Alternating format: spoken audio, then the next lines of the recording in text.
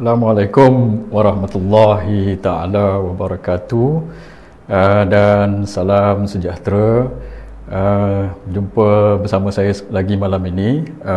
Sebelum itu saya nak ucap terima kasih kepada tuan-tuan kerana saya tengok ada satu video ceramah ceramah tu saya tak ingat bila lah, tapi bukan terkini yang dah lama punya ceramah, tapi telah mencapai 1 juta view. Tuan-tuan, terima kasih. Selama ni saya berceramah adalah saya dapat dalam beberapa ratus ribu view, tapi kali ni sampai 1 juta view. So terima kasih saya nak ucapkan pada tuan-tuan. Dan malam ini saya tak ada tetamu undangan tuan-tuan. Saya berseorangan saja. Sebabnya ialah saya ingin spend time sikit dengan tuan-tuan untuk pergi lebih detail berkenaan dengan persoalan-persoalan yang penting yang ingin kita bincangkan, yang kita akan hadapi dalam masa-masa terdekat ini, dan terutama saya nak cakap sikit berkenaan dengan ada pihak-pihak, saya get terus to the point. Sekejap lagi kita akan pergi detail tentang data-data dan fakta. Sebelum itu saya nak sebut sikit berkenaan ada pihak-pihak yang mengatakan bahawa UMNO tidak boleh menang kalau tidak bersama dengan PPBM dalam Perikatan Nasional lah, UMNO kalah lah, mereka tidak yakin dan sebagainya. Dan mereka juga kata kalau kita bersama dengan Perikatan Nasional dan PPBM boleh membentuk kerajaan yang mendapat 2/3 majoriti dan sebagainya. So persoalan-persoalan ini yang saya ingin huraikan malam ini secara jujur dan ikhlas bersama tuan-tuan. Saya telah cakap banyak kali dalam ceramah-ceramah saya sebelum ini. Saya telah berhujah dan saya berkata bahawa hujah-hujah mereka ini yang kata UMNO tak boleh menang lah, yang kata mereka dapat 2/3 lah, hujah-hujah mereka ini adalah hujah yang on the surface. Hujah pada saya hujah dangkal lah. Dan Akar Umbi pun telah menolak hujah-hujah mereka ini. Kita pun tak percaya hujah-hujah ini kerana ada 2 sebab ni tuan-tuan. Sebab yang pertama ialah kita tahu, Akar Umbi kita terutamanya tahu bahawa mereka-mereka ini yang menggunakan alasan retorik penyatuan Melayu dan penyatuan ummah ni, sebenarnya mereka bukan nak penyatuan ummah, bukannya nak penyatuan Melayu, tetapi mereka nak penyatuan pengkhianat, tuan-tuan.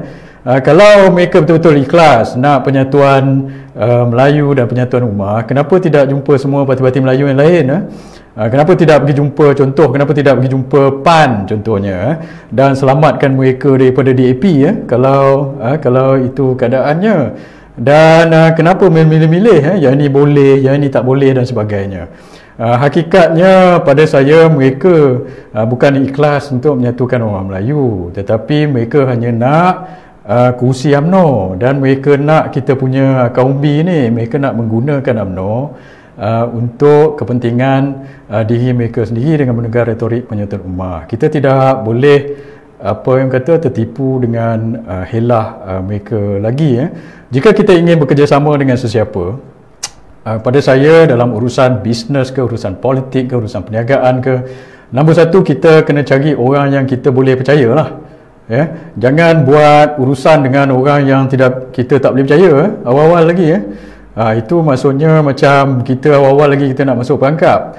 Terutama orang yang ada track record pernah mengkhianat kita atau pernah mengkhianat rakan-rakan mereka yang lain. Kalau kita nampak sebelum ni track record dia ini memang suka mengkhianat orang atau suka menipu dan bohong dan sebagainya, takkan kita nak percaya mereka lagi. Dalam sebelum ini PPBM ni pada saya cakap terang lah, mereka ada track record mengkhianat 2 kali sebelum ni. Pertama kali apabila mereka telah mengkhianat UMNO dalam 4 parti bila Barisan Nasional kalah, mereka khianat kita. Kali kedua mereka mengkhianati rakan-rakan mereka dalam PH dan lompat pula daripada PH, dan mereka telah bergaduh dan mengunturkan kerajaan sendiri. 2 kali khianat. Orang putih kata berkenaan dengan pengkhianat ini adalah fool me once, shame on you, but fool me twice, shame on me. Kalau you fool me 3 times tu saya tak tahu apa nak cakap lagi lah tuan-tuan. Sebab itu kita tak boleh percayalah kepada mereka ini. Kita kena tengok betul-betul dan kita bukan pakai retorik aja apa pun dan sebagainya. Dan kita kena tengok secara detail lah. Sebab yang kedua ialah mereka atau PPBM ini telah terbukti gagal sebagai kerajaan, tuan-tuan. Mereka telah mentadbir bukan 11 bulan kebelakangan ini je. Mereka telah mentadbir selama 33 bulan kebelakangan ini. Sejak daripada PRU 14. Sebab mereka ini dulu dalam PH. Masa dalam PH, 22 bulan mereka jadi kerajaan pun mereka telah gagal, huru-hara negara jadi, sampai mereka terpaksa menumbangkan kerajaan mereka sendiri. Dan selepas itu, mereka bentuk Perikatan Nasional, mereka telah mentadbir lagi, telah menerujuki kerajaan selama 11 bulan. So, 22 campur 11, 33 bulan kita di bawah kerajaan PPBM ini, dan situasi negara dan rakyat semakin teruk. Kadar pengangguran meningkat dan kita dapat laporan terbaru ekonomi kita negatif 5.6%, menyusut, adalah lebih teruk daripada negara-negara, kebanyakan negara-negara lain di rantau ini.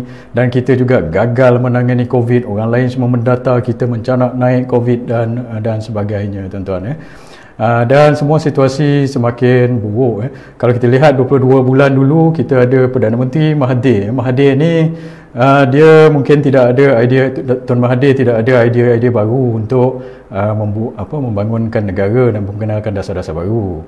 Apa yang dia ada ialah habit dia lah, tabiat dia itu berpolitik. Dan Tan Sri Muhyiddin juga ikut macam ini. So mereka biasa berpolitik, itulah kerjanya. So berpolitik tetapi tidak boleh mentadbir dan tidak boleh mengenalkan dasar-dasar baru untuk kita. Sebab itu kita dalam krisis sekarang ni, dan bila datang COVID lagi teruk keadaannya jadi pada kita.